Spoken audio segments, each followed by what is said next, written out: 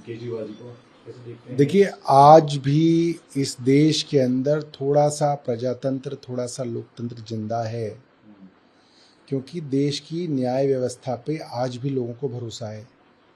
लगभग सारे इंस्टीट्यूशंस इस देश के ढाए जा चुके हैं, चाहे वो सीबीआई हो, चाहे वो ईडी हो, चाहे वो इलेक्शन कमीशन हो, चाहे वो रिजर्व बैंक ऑफ इंडिया हो, चाहे वो इनकम टैक्स डिपार्टमेंट हो, चाहे वो गवर्नर्स का इंस्टीट्यूशन हो, सब ढाए जा चुके हैं, चाहे वो स्पीकर का इंस्टीट्यूशन हो। एक जुडिशरी है जिसके ऊपर लोगों को भरोसा है, और जिस तरीके से पीएमएलए के कानून में हर छोटे मामले में अगर आपको राहत चाहिए तो आपको हाई कोर्ट और उसके बाद सुप्रीम कोर्ट जाना पड़ रहा था, इसकी वजह से पूरी न्याय व्यवस्था क्लॉग हो रही थी, बॉटलनेक बन रहा था।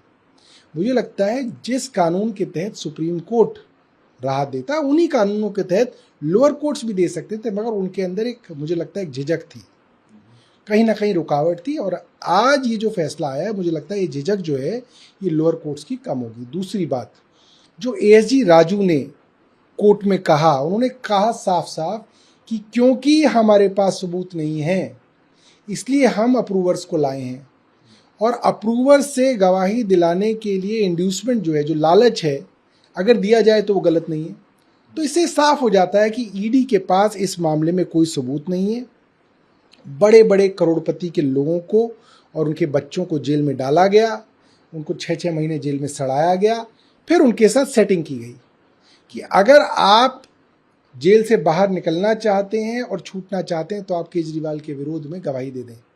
और उन्होंने अपनी झूठी गवाहियां दी, जिसके बलबूते पे केजरीवाल जी को गिरफ्तार किया गया।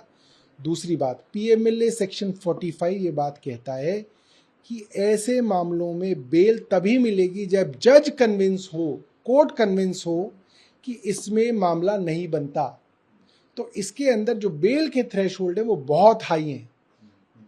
इसलिए अगर ऐसे मामले में बेल मिलती है तो इसका मतलब ये है कि इस मामले में कुछ नहीं है।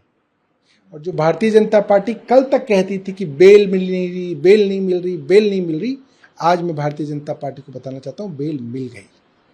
बात कर रहे थे किसी वेणुगोपाल, उन्होंने ट्वीट किया, उन्होंने कहा कि भरुदास मेहताब जो 7 टाइम के एमपी हैं, उनको प्रोटेम स्पीकर बनाया जा रहा है। बहरहाल के सुरेश जो कांग्रेस पार्टी के हैं वो 8th टर्म अपना देख रहे हैं, उनको ना बना के मेहताब जी को बनाया गया है।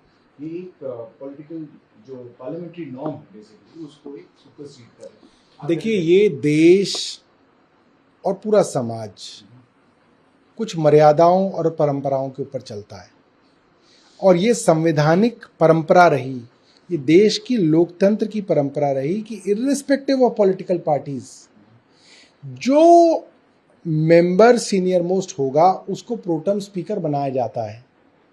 हमने जब पहली बार सरकार बनाई दिल्ली के अंदर तो प्रोटेम स्पीकर कोई और थे, मगर भारतीय जनता पार्टी संविधान और परंपराओं की दुश्मन है। इंस्टीट्यूशंस को कॉम्प्रोमाइज़ करना और उसको कठपुतली बना देना भारतीय जनता पार्टी की केंद्र सरकार की आदत है।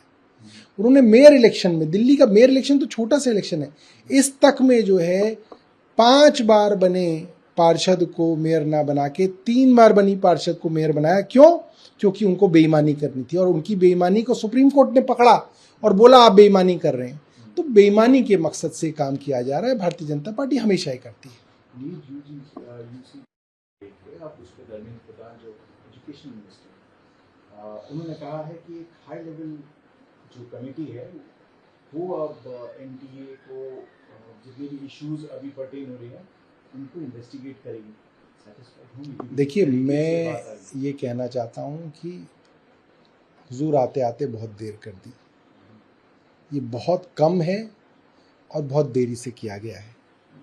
मांग बिल्कुल साफ है कि 24 लाख परिवारों का मामला है, और जिनके बच्चे आज 12वीं में हैं, जिनको कुछ दिनों बाद एग्ज़ाम देना है, जिनके बच्चे आज 11वीं में हैं, जिनके बच्चे आज 10वीं में, वो सब पेरेंट्स परेशान हैं कि हमारे बच्चे क्यों पढ़ाई करें। अगर 50-50 लाख रुपए दे के क्वेश्चन पेपर ही लीक हो जाएंगे तो मेहनत करने वाले बच्चों को डॉक्टर कैसे बनाया जा सकता है। इसके लिए धर्मेंद्र प्रधान जी को एक इंडिपेंडेंट इंक्वायरी कमीशन बनाना चाहिए, जिसके ऊपर सुप्रीम कोर्ट देखरेख करे और ये जो नीट का एग्ज़ाम हुआ है इसको रद्द किया जाना चाहिए।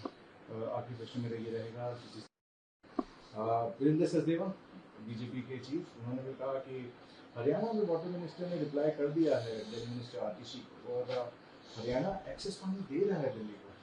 आतिशी ये पॉलिटिकल ड्रामा कर रहे हैं, वाटर सेक्टर और ब्लैक मार्केटिंग हो रही है। ये आम आदमी पार्टी मिनिस्टर्स, देखिए, अगर पानी की चोरी हो रही है तो दिल्ली पुलिस क्या कर रही है?